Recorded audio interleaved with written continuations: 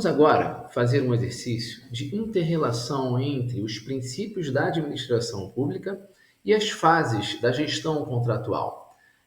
A observância desses princípios nas fases, né, na execução de cada fase da gestão contratual ajuda na tomada de decisão, buscando sempre garantir ali ou minimizar, mitigar os riscos à integridade da gestão desse contrato. Vamos à primeira interrelação proposta, a inobservância da eficiência na fase de planejamento.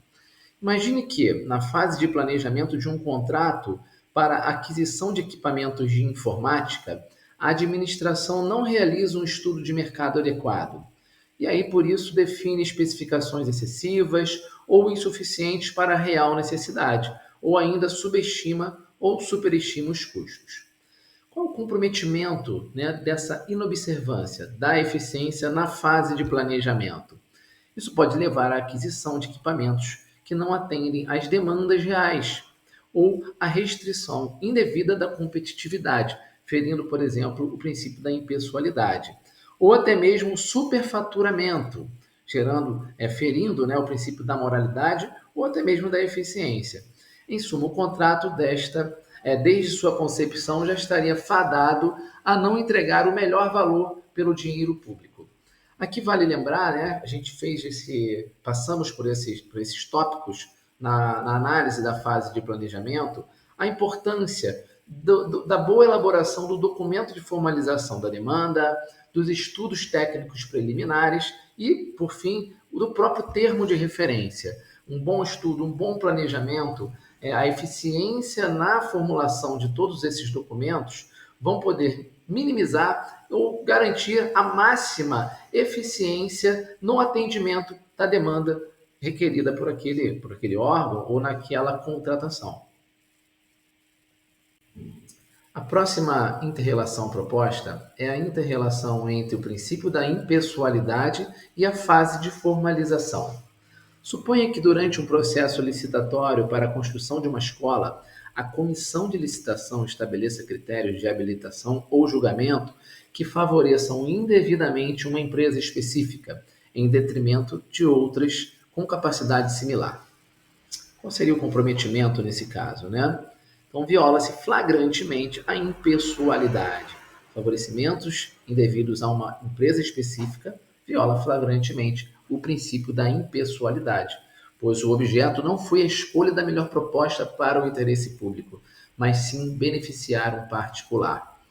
Então, é importante, né, a gente, né, fazer essa reflexão com relação a esse princípio em uma fase da gestão contratual, e entender que o próprio termo de contrato, ele, por materializar, né, essa relação jurídica, ele já é uma forma de você minimizar as possibilidades de favorecimentos.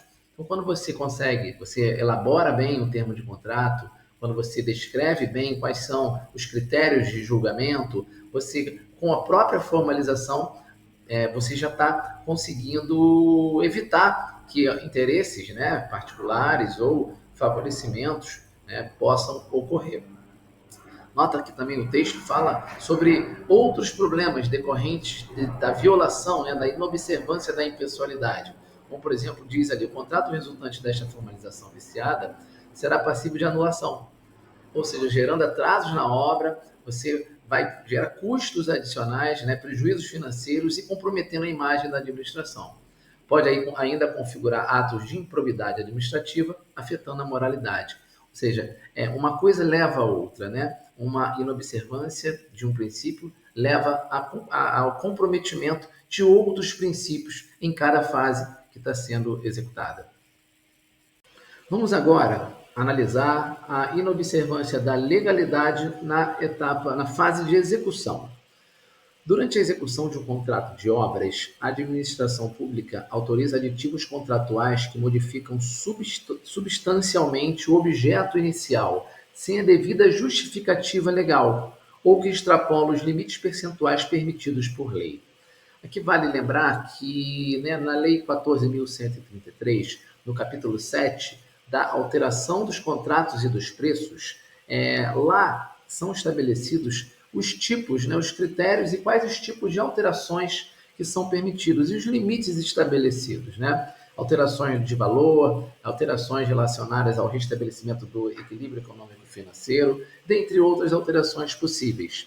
Então, todo contrato ele deve atender, no que tange alterações contratuais, aquilo previsto, ou seja, há de se ter uma justificativa legal devidamente apresentada para que a gente possa atuar dentro da legalidade.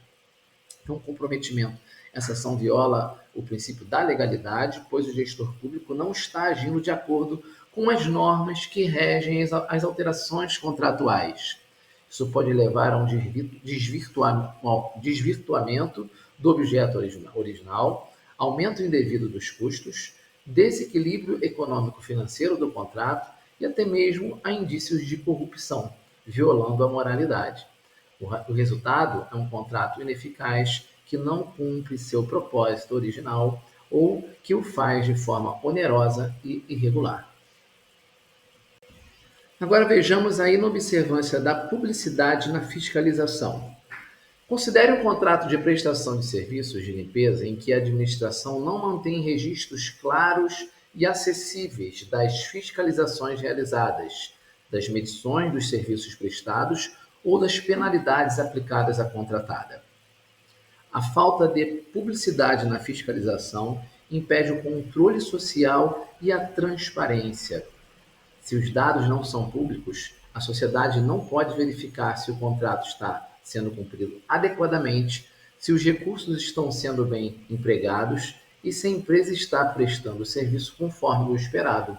Isso pode mascarar falhas na execução, desvio de recursos ou conluio, ferindo também a moralidade e a eficiência da gestão. Vale lembrar que a Lei de Acesso à Informação, a Lei 12.527, estabelece que a publicidade é a regra e o sigilo é a exceção. A inobservância da moralidade no encerramento. Ao final de um contrato de fornecimento de merenda escolar, a administração pública, mesmo diante de comprovadas irregularidades na entrega dos alimentos ou no cumprimento das quantidades, procede à liquidação e o pagamento integral, sem aplicar as sanções cabíveis à contratada e sem buscar a reparação dos prejuízos. Ora, a omissão em agir diante das irregularidades fere a moralidade administrativa e a eficiência. O interesse público é diretamente lesado, pois o fornecedor não é responsabilizado por suas falhas. A administração perde a oportunidade de recuperar valores e incentiva-se a impunidade, desestimulando a qualidade dos serviços futuros. É importante entender que quando há a identificação de irregularidades na execução de um contrato, a gente está diante de uma não efetiva entrega do objeto contratado.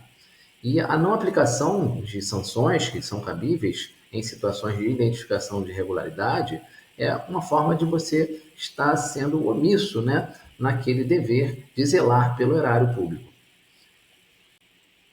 Bom, em síntese, pessoal, a gente precisa ter esse entendimento, né, de que os princípios administrativos eles servem como elementos norteadores para que em cada fase da gestão contratual a gente possa estar preservando os aspectos legais relacionados, quer dizer, a conformidade desse contrato, os aspectos de eficiência, de economicidade, do zelo ao erário público. Então, cada princípio desse a gente vai utilizá-lo para guiar as ações em cada etapa, em cada fase da gestão, desde o planejamento até o encerramento daquele contrato administrativo.